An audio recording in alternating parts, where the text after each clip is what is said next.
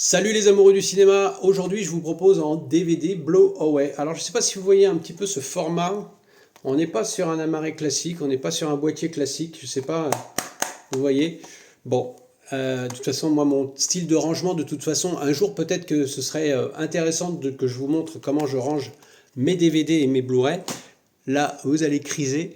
Alors bref, lorsque je regarde la filmographie de ce réalisateur Stephen Hopkins, je ne peux pas m'empêcher de penser, mais pourquoi est-ce qu'il ne réalise plus de films?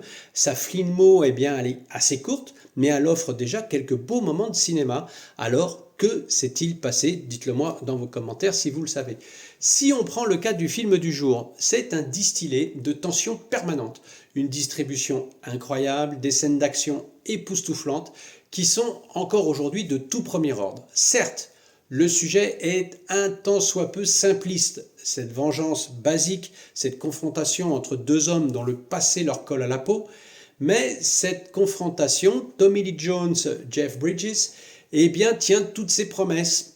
Deux jeux d'acteurs complètement à l'opposé, où l'un cabotine à mort et rend son personnage encore plus cinglé et plus froid, méthodique dans sa folie, et l'autre qui se cherche une vie plus rangée, qui cherche à effacer ses erreurs de jeunesse et à essayer de se pardonner à lui-même. On peut penser à Speed pour son côté efficace, sa maîtrise du temps et les explosions, toutes plus percutantes les unes que les autres, ont fait monter crescendo la mayonnaise. Tous ceux qui ne l'ont pas encore découvert, eh bien, il faut foncer. On y voit aussi Forest Whitaker.